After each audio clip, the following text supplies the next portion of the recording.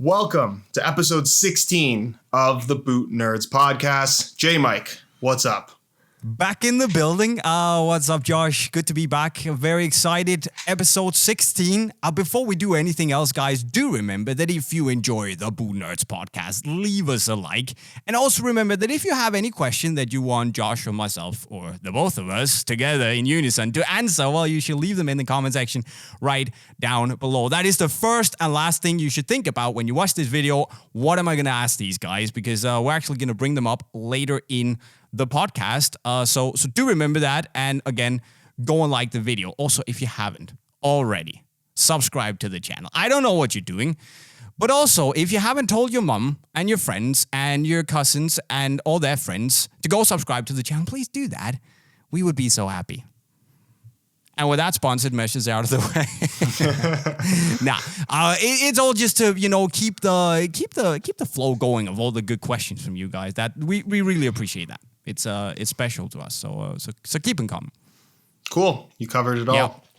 Well done. With that said, we got to talk about some new boots, right? I have brought. It's just been introduced today. The Puma Future Codebreaker. It's actually a pack. There's also one. I don't have that yet, but this is pretty cool. Completely white, and then it has, I don't know if you can see it on the camera, it has these little numbers on the heel. It's a code, as the name suggests, and the idea is that you have to break the code, and then you might win something. So it's just numbers. So the numbers mean something. Is it the numbers mean something, so it's a code, right? Of course, I know what the numbers mean, but you have to break the code. So, it's a secret code. You have to break it. It's like a treasure hunt on your boot. Wow. Do you think they'll get dirty easily? I don't know. I mean, if they had ACC, they might not be dirty. So it's true. wait. That's a great point, because people who really believe in ACC. If the boots are dirty, is the ACC still effective? I don't know. Because now it's probably it's coming in contact with dirt rather than the ACC. I just wanted to bring that up. That's a bit of a life question, I guess. It's a life question. Well, that'll be another podcast episode. I hope not. It'll be the longest thing we'll ever discuss. But anyways, I mean, these are white. Obviously, they're going to get some battle scars if you wear them, like all white boots. But apparently, both the Nike Euphoria pack and the Adidas Virtuoso boots have been really popular. They're also white. So I guess, I mean, these are going to do all right. I really have a thing for white boots. I love the way how clean they look. And these are no exception. Really cool little story. I've never seen an execution like this before with you actually have to use the boot and something on the boot to win something. Yeah, it's a cool idea. I like it. It reminds me, the pattern itself for the code reminds me a little bit of what they did on the Griezmann Futures. I don't even know. Was it an 18.1, I think? It with was, the eyes. Yes. And it had all his nicknames in the form of a pattern. That's what it looks like to me a little bit. Yeah, it's great, isn't it? Just white, nice. white. It looks like it actually looks a little bit like a prototype boot to me. Okay.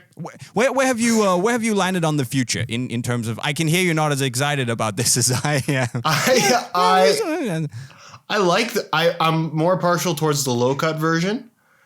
Okay, yeah. But you know what? The more that I've worn it, the more I feel like I just prefer the 2.1 over the 19.1. Yeah, you keep saying that. Yeah. Yeah. Yeah, I feel you. I agree with you that this is not my favorite Future. I like the 18.1s more, but the more I break in my power up Future high cuts 19.1s, the more I actually like them, because they end up being really, really soft. It just takes a little bit of time. But I would also, if these came out in low cut, I would be all over them. But that's kind of the thing, right? That with the brands these days, you can just wait for the next colorway or the next low cut model to come out, because they release a lot of packs and colorways. And this is, I think, just thinking back, the 6th Puma pack we've seen this year. Oh, I don't know. That was a very smooth transition, though. I was wondering where you were going with that, and that was impressive. Because you know, as you might have seen on the title and the thumbnail, we're going to talk about today if the brands release too many boots, right? This is, in fact, number 6 from Puma this year. Obviously, we've had the Eclipse. There is the. This is the worst. We could rattle off all these tech specs on these boots from like 25 years ago, but when it comes to colorway packs, brutal. Brutal. All right. But off the top of my head, right? We've had the hack pack. There's been the Ultra Reality, the gray ones. We've had the Power Up. There has been the MVPs, Eclipse, and that's it. I think so. That sounds right to me. Yeah. Okay. So the big question is here, you know, are the brands releasing too many boots? And it can be a very simple yes or no question, but for the sake of everyone listening, I think we should perhaps dive a little deeper into it. Well, again, I think there's two ways of looking at this. From a colorway perspective, I mean, it doesn't bother me that there's more colorways than there ever have been. That's fine. I think the question here is more so, is like 6 to 9 months too short for the life cycle of a boot before we get something new, or something new, as we've seen with a lot of these updates, where there's basically nothing different. Yeah. For instance, with the future boots, we have seen like a whole lot of variations, often 3 already in its very short lifespan, right? So you know, they've always almost have had a English, me no speak. They've almost had a life cycle of like 6, 8, 9 months, as you say. And that's, you know, being used to having boots with a life cycle of 2 years. That's something else, I feel.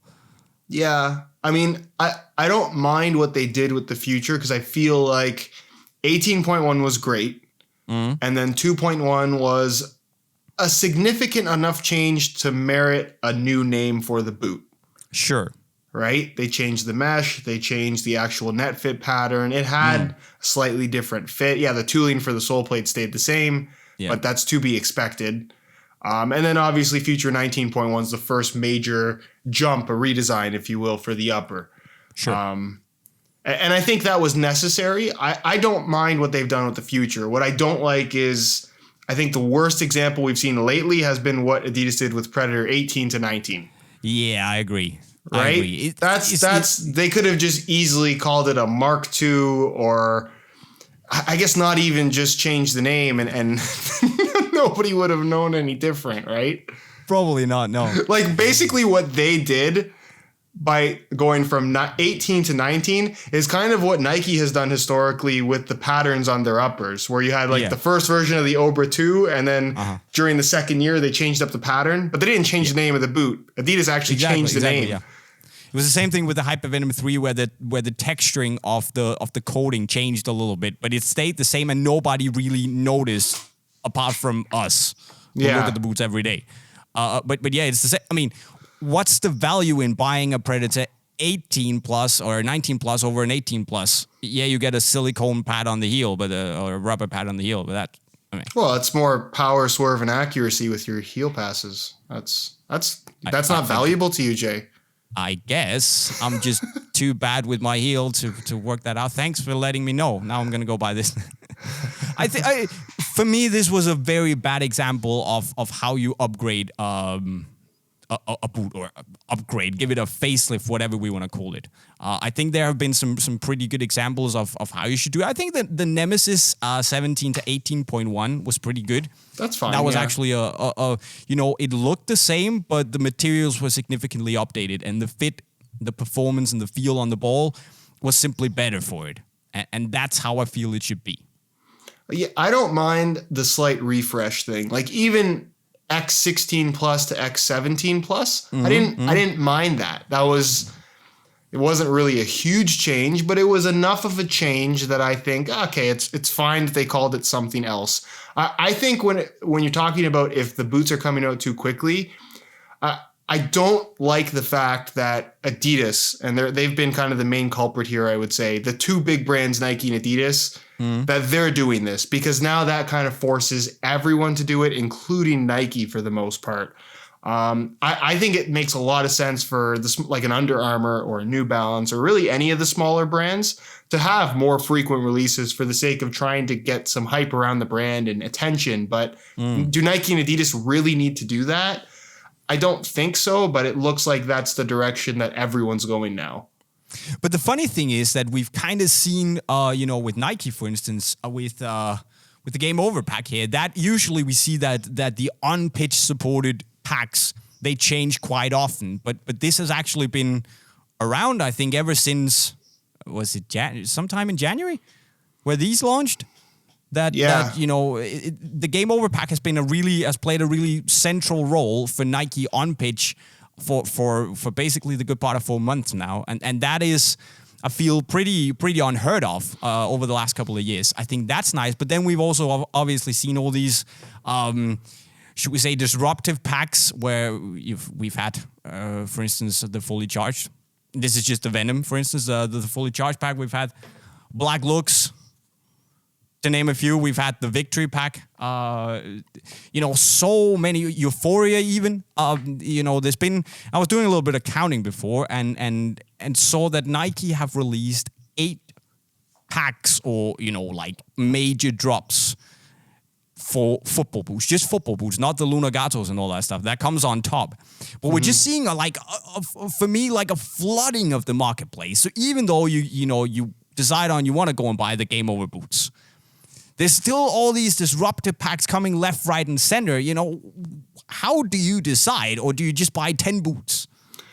That's the thing. I think what these brands are trying to do is maintain as much hype around the brand and specific models as possible, right? So, yeah, you could buy the new boot this week, but in 2 weeks, something new is going to come out and you're going to feel like, oh, maybe I want the new thing again. And I guess they're trying to get people to buy as many boots as possible. But I also feel like social media in general has made everything feel like it gets older more quickly. Like think about the current generation of Mercurial now. It's been a little over a year. There has to have been like 30 colorways by now. Like it's insane.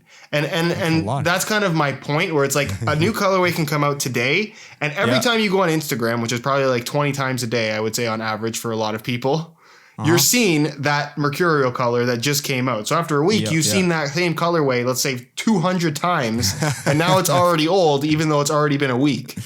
Has it only been a year for the Mercurial? Yeah, it has. Right? Came out in March 18. Wow. Like, doesn't it feel like it's been out forever? Just because it's in your face constantly. So everything gets older more quickly. Like, I remember growing up, like, you'd see the boots on TV. You'd occasionally get your parents to buy you the magazine and you could look at the boots there. Yeah. Or if you were lucky enough to have a store nearby, which is a lot more common over there than it is over here, you'd go to the store and you get to see the boots in person. But other than that, there was really no exposure to this kind of stuff. Now it's just in your face constantly. That's true. Yeah.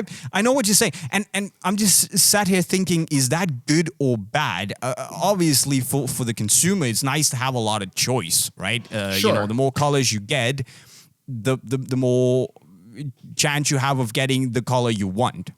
But on the other hand, it also means that often, you will see a lot of previous old colorways in the mind of the consumer, at least, going on discount, so you can actually, you have a lot of choice and freedom in terms of, do you want the latest and greatest or something that's a couple of months old and on discount. So I think for the consumer it's great, but also on the other hand, it constantly forces you to think about new colorways, new boots. So you might actually have a perfectly fine boot in a colorway you really like, but now 2 weeks after you got what you really like, you see something, then you want more, and then you get disappointed.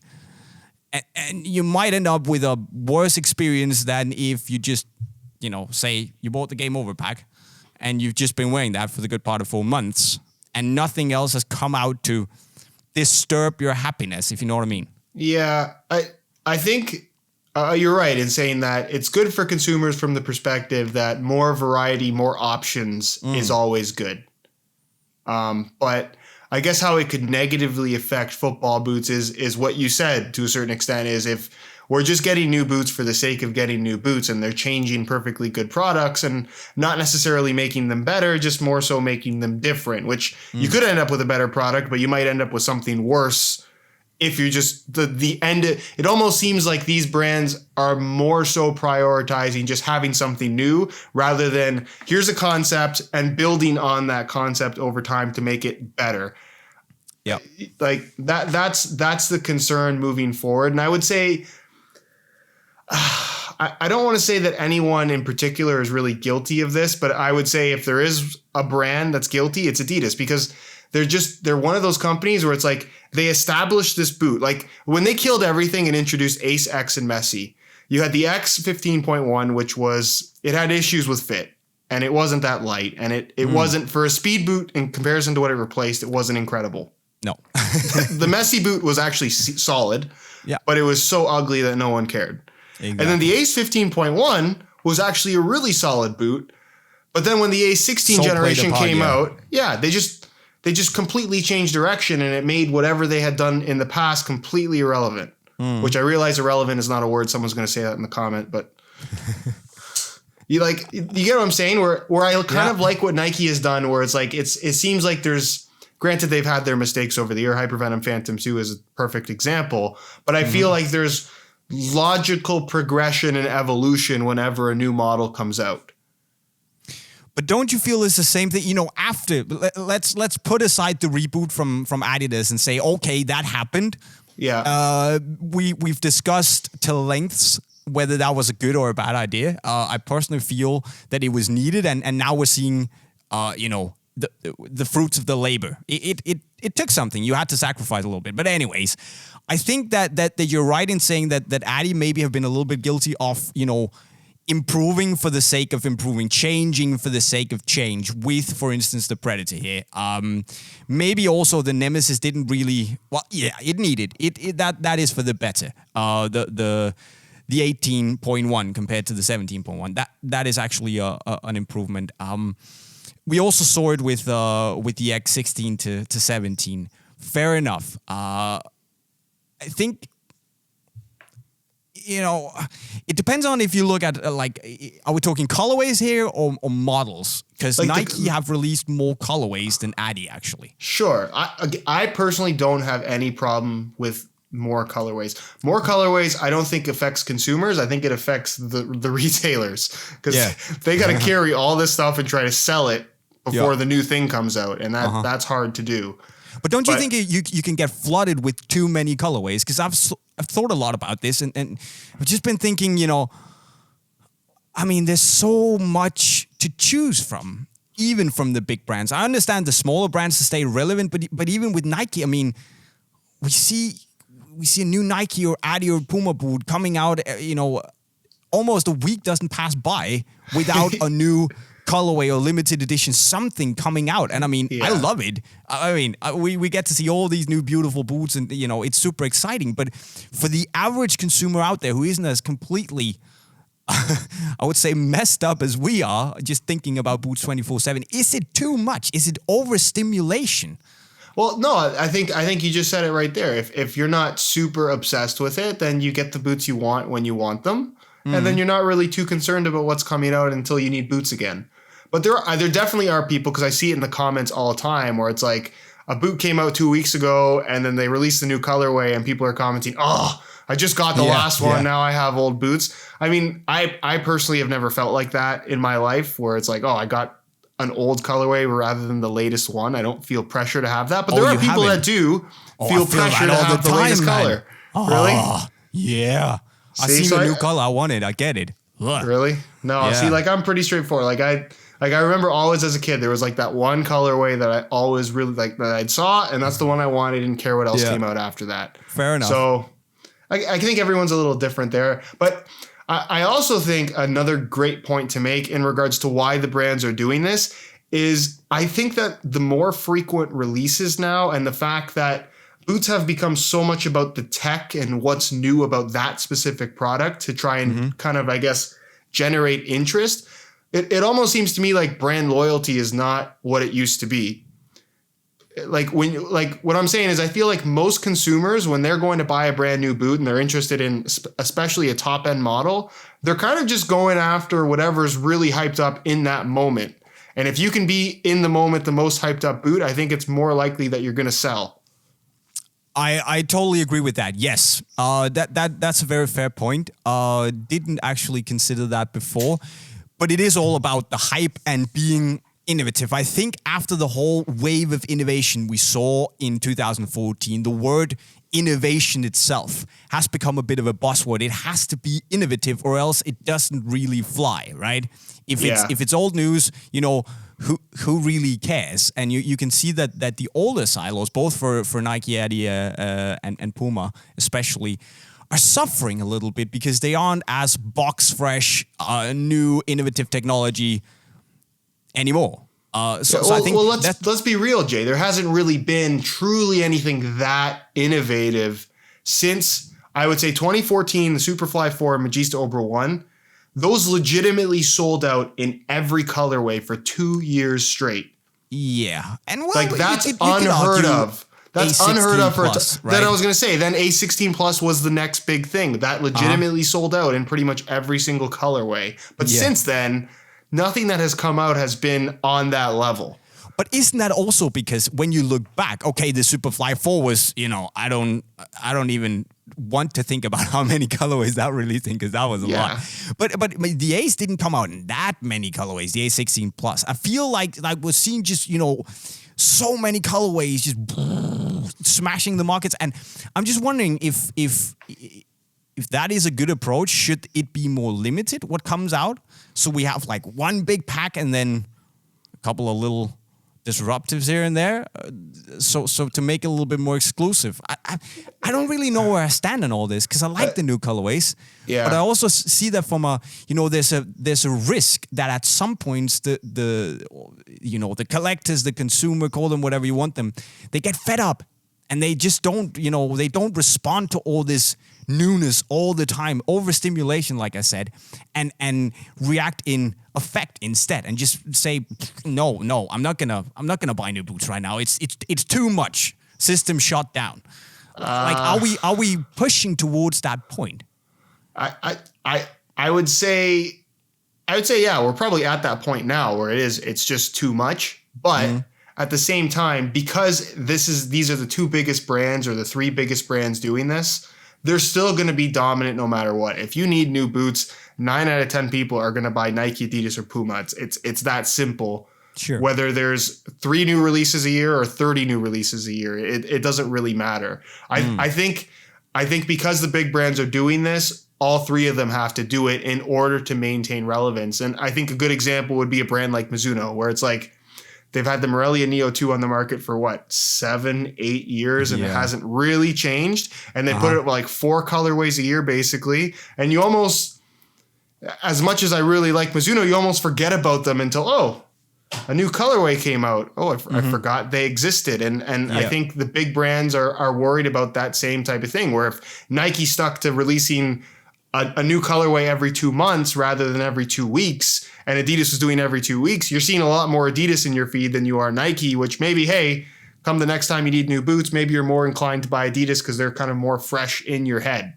And that's also another thing. That's why I mentioned quantities before, because, you know, it is obviously easier for Nike to shift a lot of pairs compared to Mizuno, but, you know, you can't go and make the same quantity as Nike do with their boots and then just drop the same with the same frequency as Nike would. That wouldn't be a solution for a brand like Mizuno. So they would have to lower the quantities and just make them like really special drops if they want to drop a new colorway once a month. Is that something that will be profitable in the long run?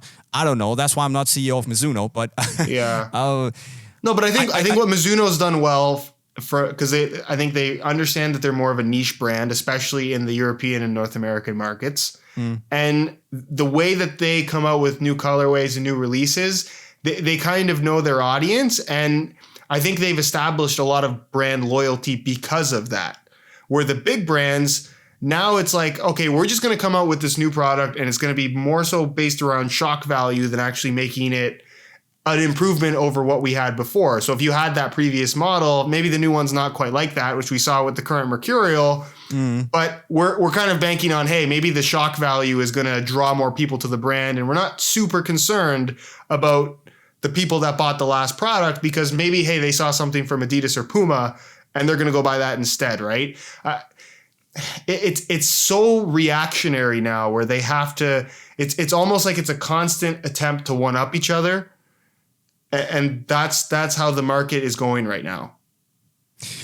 And that's a very interesting thing. You talked a lot about this brand loyalty, and I just thought a little bit about it. And I do see that it's a very good point that now it's a little bit more easy these days than it were, back in the days. I mean, if you were a Nike guy, you were a Nike guy, and you stayed loyal to Nike. Likewise with Adi and maybe also Puma. But these days, you can go and try a Vapor, and then next week jump into an X. I mean, it doesn't really matter because they're both super high quality boots. And then the week after that, go into a One. But also at the same time, I still feel that we see a lot of these comments, with brand loyalists just saying, I am Nike, flying it only, for whatever reason. So I'm kind of thinking, like, are these brands fighting and releasing a lot of new stuff for the sake of it without really knowing why exactly they're doing it? If the updates are like we're going to see, as good of a boot as it is, like the updates we see on the Predators. I mean, why are we doing this? Is this just a thing that is on the market without no one really knowing why it's going on? Do you know what I mean? You know what? I think because we talked about, I don't know if it was in the last podcast or the episode before, but we talked about why the brands seem to come out with the same colorways at the same time. And they're spending a lot of money with these third-party companies that are doing all these studies on what colors are most likely to be popular at these times during the year. So there's a huge psychological aspect to that they're kind of banking on. And maybe this sounds a little bit extreme, but with more and more releases, is it maybe like a little bit of like low profile brainwashing where they're constantly trying to put their brand in there? No, think about it, Jay. I'm not even joking right now. Remember when the current Mercurials came out, the Superfly 1 Vapor 12? Every single comment you saw was about that swoosh at the toe. Every single one. Yep. That's what people were complaining about. And you still see it a little bit now, but because we've had so many colorways in the last year and you're so used to seeing it, and the more they put it in front of your face, the more you're going to be inclined to say, oh, it's not so bad. I really like that. It's still you don't rubbish, think so? Man. Yeah, it's still rubbish.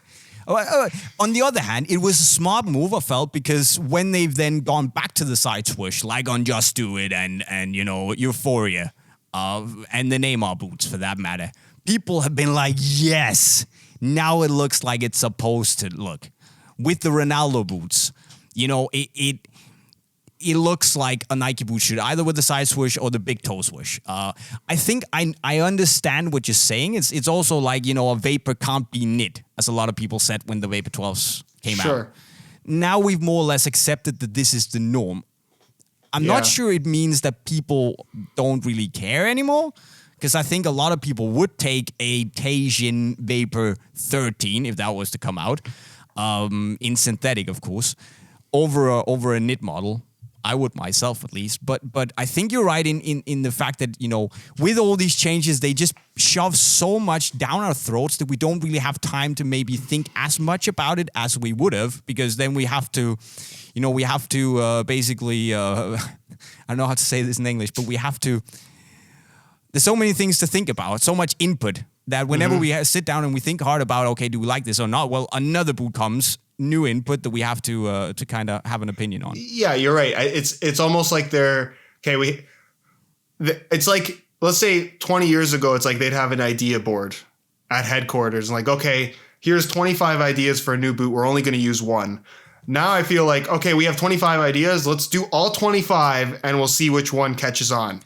And then maybe actually let's do all 25 and do maybe 2 or 3 concepts on top of that, where we just take one of the concepts and amend it slightly and we call it a new boot.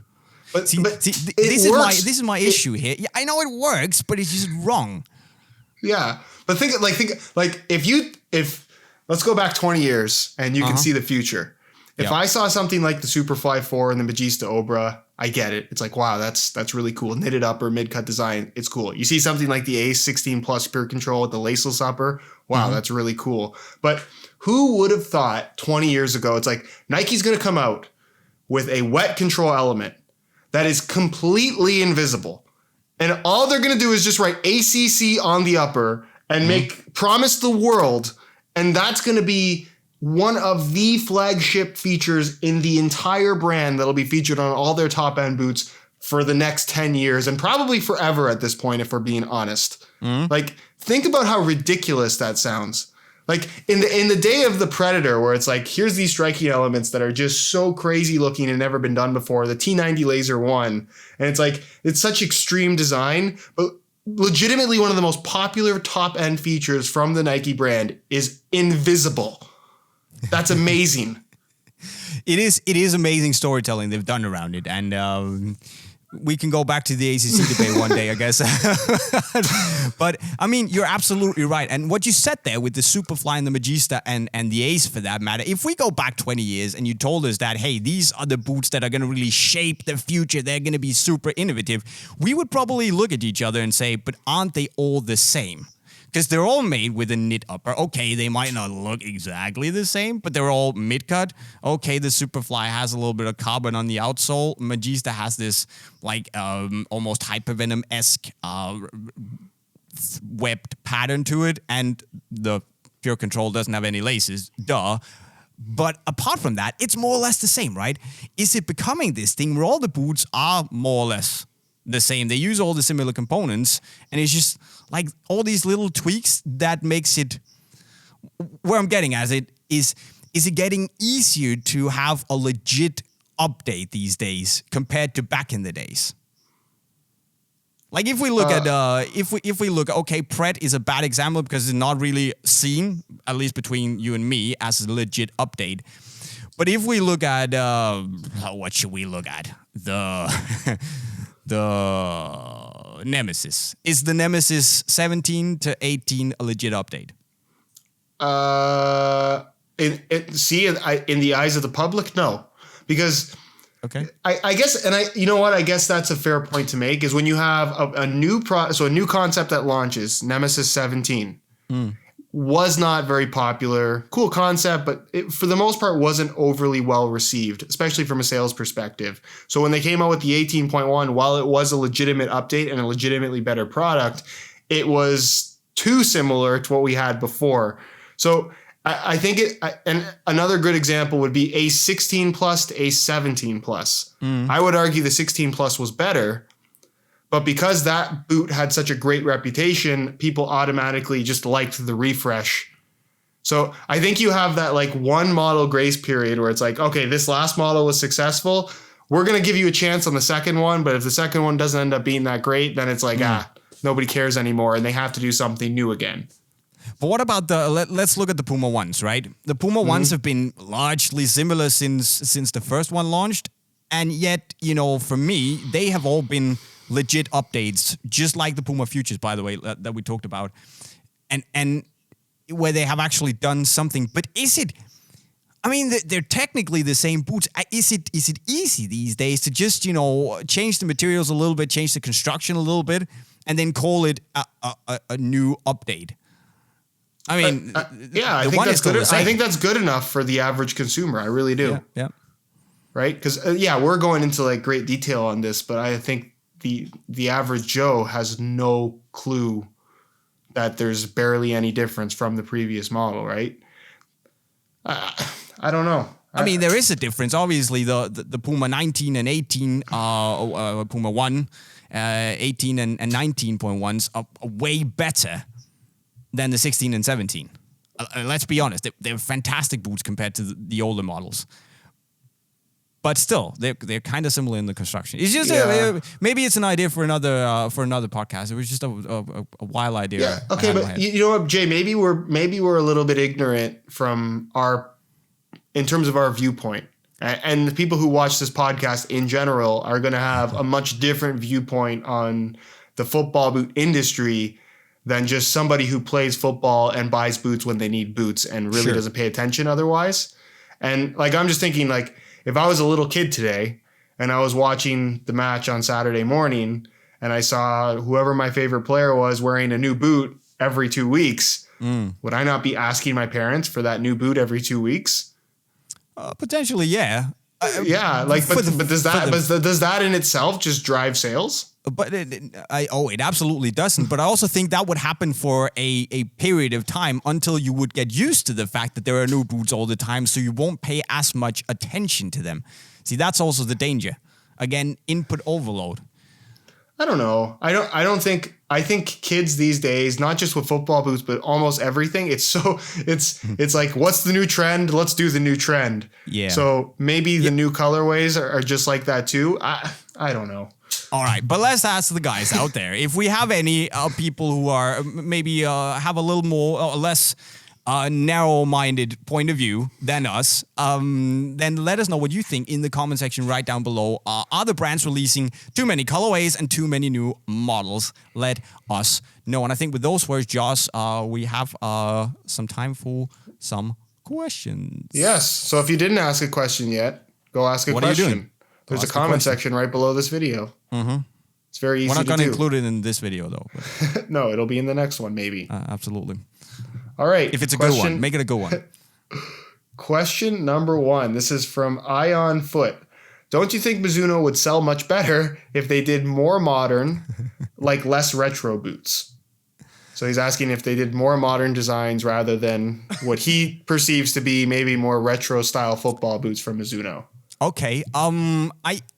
It's a very good question and a fair question, but let's look at the current lineup, right? We have the Morelia 2s, we have the Morelia Neo 2s, and then we have the Rebulus. Those are kind of the 3 top line models. We also have the now gone Wave Cup Legends, which it was fantastic. It was released in 2002, so it doesn't really count as a modern boot. But look at the Rebula.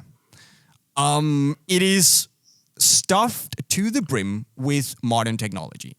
It's the highest quality leather. It has this memory foam construction in the entire forefoot and also going down to the midfoot to give it this structural integrity and also give you a nice dampened touch in the ball.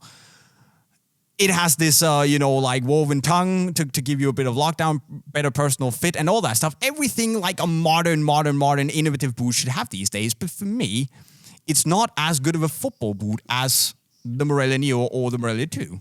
There's simply just something to it that isn't as good as the old boots. So for me, I think Mizuno is about certain things, and that is a focus on fit, build quality, lightness.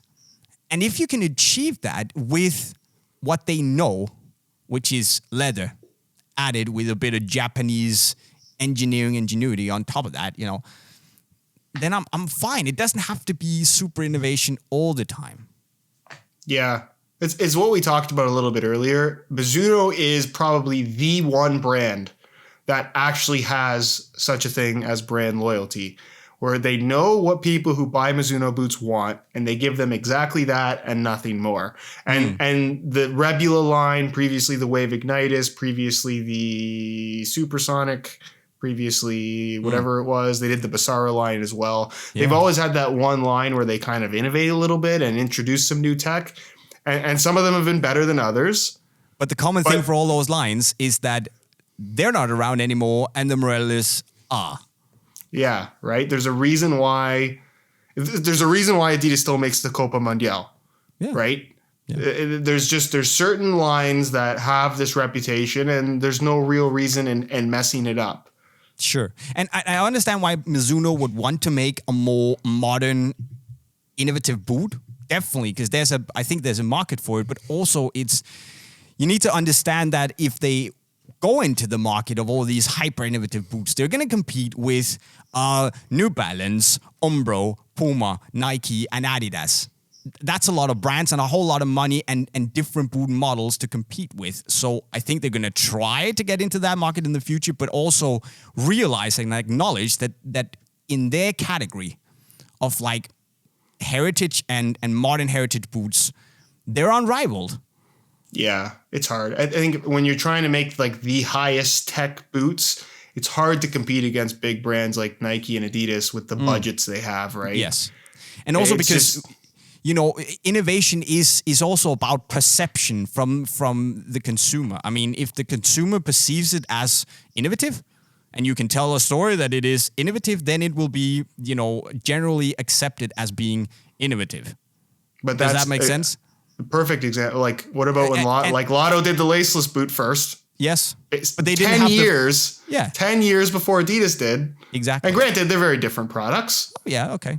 But who got credit for it? But Adidas had the marketing machine to make the general public perceive their laceless invention, and it was a brilliant one to be fair, but their laceless invention as the innovation around it. Yeah.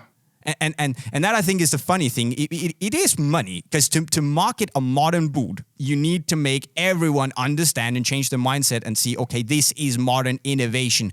This is the best I needed. Yeah. No, you're right. It's easier. I think people are more easily convinced of new ideas and new concepts from the bigger brands. Or when a smaller brand does something a little bit more extreme, people are, I would say, more skeptical. Yeah. To be fair, yeah. Yeah. That's just the way it is. Cool. Okay. Question number. Oh, I already clicked on that one. Sorry. Did I start with that one? Wait, I have two. We've only Mizuno had questions. Never mind. We're not going to answer. We're not going to do that one yet. Okay. Keenan Henry asked, do you think other brands should start a wide fit variation of their boots like New Balance does?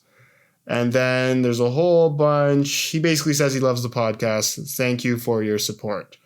But should other brands start doing wide fit? Ooh, that is an interesting question. I think it would be great for the consumer. For the brands, that I think it would be difficult because it's gonna cost a whole lot of money. I mean, opening up extra sizes and because of extra widths would be, I think, difficult. It would be better, but like my perception, and maybe you could give a little more input on that, is I don't see it being a huge obstacle for any of the brands, but I do see it being a huge issue for the retailers. Yeah. Right? That it would just be such, because now you have to guess, okay, how many of the regular ones am I going to sell? How many of the wide fit ones am I going to sell? Yeah. And like New Balance has 2 models right now, so it's not that big of a deal. Nike has new models every 2 weeks in all these different colorways. Yep. So let's say, now as a retailer, it's like you already have like, let's say 200 Nike boots come out in a year that you have to bring in. Now you have 400. Right? Oh, my head hurts just thinking about it. And also, on the other side of the coin, you have the consumer. How do you know if you need a wide option or the slimmer normal option? I mean, it would be great to have another option, but I think it would be more hassle than it's really worth. Thankfully, some boots are built for wider feet with wider lasts, made on wider lasts. So maybe that's just the way to go. So I guess circling back to our main topic, do we have enough options? Clearly not. Clearly not. Let's make some more colorways, more widths. Okay. Great. Here's a non-boot related question, sort of, from Zimovit Kopach. I think that's how you say that. Awesome Thoughts name. on the MLS? Do you think it will ever be one of the more desired leagues to play in? Honestly, no. Yeah, I As long as there are all these, and I'm sorry, this is going to sound wrong. I'm not hating on any American sports, but as long as you have these Americanized rules with, I think the drafting system is cool, but also this with the wage cap and all these things where you can't win or you can't win promotion, you can't get relegated. There's just something to it where it feels more like a show than an actual competitive sport because, when you're in the MLS, yeah, you pay a lot of money to get in, but you're kind of safe. You can, there's not really the competitive edge where you see like in the Premier League, teams fighting for their lives with everything they have because they want to avoid relegation. So I think they need a reorganization of the MLS for it to really be competitive with European football in terms of popularity. Yeah. I mean, you're sat on the other side of the world, basically. You're sat very close to the MLS. Some Canadian teams play in the MLS. Yeah, Toronto FC has a team. Yeah, exactly. And I've been to a few matches. I actually went to the finals match where they played Seattle and won, which was a cool experience, but very, very cold. It was like, I think it was like -6. It was cold. It was fun for about 20 minutes and then it was miserable. Yeah, Either way, I think there's a couple. I think you're right. The base like infrastructure does not exist because you're right. You're safe. You're fine to be completely last place in the league, and you don't have anything to worry about. In fact, you're going to be rewarded for that because you're going to get a higher draft pick come the next season. I believe it works like that. That's how every other professional league works in the U.S. Yeah. So I'm assuming it's the same thing. So that's a problem. The money thing is a huge issue, right? The money's just not here. You're never going to draw the best talent if you can't pay them even at what? A 1/100th of what they could make at a giant European club, right? Exactly. So that's a problem. But I think the big problem here is while the sport is very popular, it's not the culture.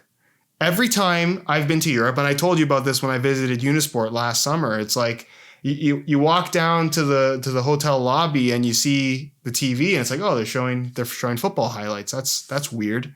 Because it's not a thing here. Yeah, there's people who are big fans of whatever MLS team it is based on living basically in that city. But other than that, people don't care. They like, in Canada, they really like hockey. The NFL is huge. The NBA is huge.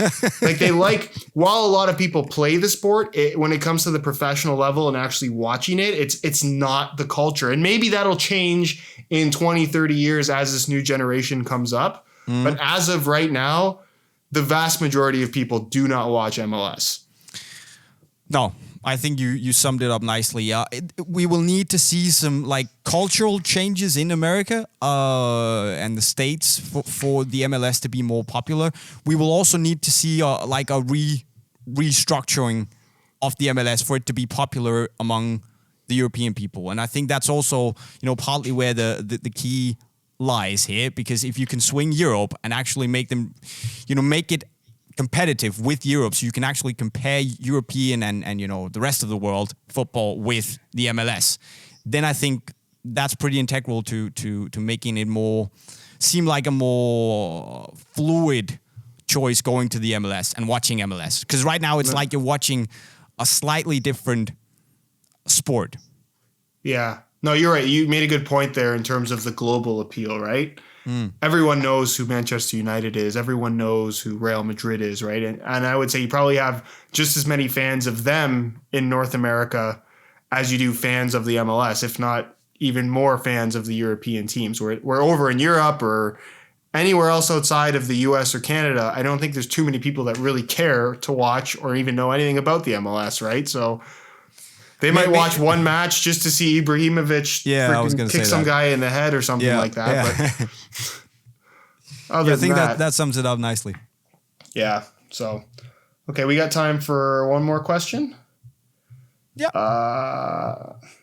Let's not do that one. Okay, here's kind of a weird question. Let's do two. Yeah. Two good ones? Okay, I got a weird one here. So this is from Cam Scales. He says, "Hey guys, I've always struggled to buy top-end boots my whole life due to my left foot being a UK 11 and my right foot being a UK 9. Oh man. So two size difference. That's big. Obviously this comes very costly because I have to buy 2 pairs each time I get a new pair of boots, and due to this I always end up getting takedowns, which I'm never happy about. Is there any service or shops where I can buy the same boot in 2 different sizes where I don't have to pay twice? Cheers, guys. Love the podcast. Look forward to it every week. Been a boot nerd myself since I was about 12. Look, man, this is probably the weirdest problem I've ever heard any football player have. I mean, I understand that sometimes you can be half a size, maybe a full size apart. But 2 sizes, man. Wow. I feel for you. That must be incredibly annoying. I would love to say that I know of a service, or that we would have one at Unisport where you could do it. Anywhere where you can kind of do that. But honestly, I got to hold my hands. I don't know how to solve that other than buying two separate pairs of boots. Yeah, unfortunately, that's just not not really a thing because the boots are manufactured in pairs and those pairs are always the same size. Yeah. I remember back when my Adidas was in the earlier days, let's say 2013 or so. Yeah, you could I make remember them being different able sizes, to order 2 different sizes. Yeah. But they don't offer that anymore at all. Nah, that's a shame. And that was never a Nike ID thing either. No.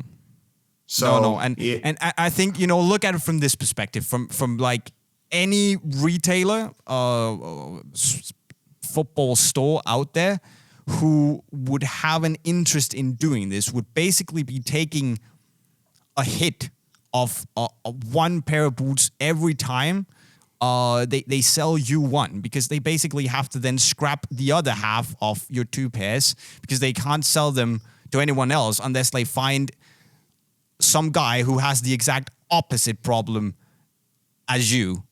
So imagine that they sell 2 boots and they have to, they sell 1 pair of boots and they burn 1 pair of boots. That means that they're no better off at all. Yes, they have a happy customer, but it's just not profitable. And I think from that perspective, I don't really see why anyone would be doing it. Yeah, no, there's no reason. I mean, it's it such would be an very extreme nice, difference. and I really hope that you're gonna find one of these guys or these services who would do that for you. But from a business perspective, I wouldn't see why it would happen anywhere in the world, because it wouldn't make sense. Sadly. Yeah. Sorry. One more. Hit us. One more. Another one. So this is from Alejandro A. Best. He asks, what is the best training apparel? Are clothes as important as boots? For me, yeah.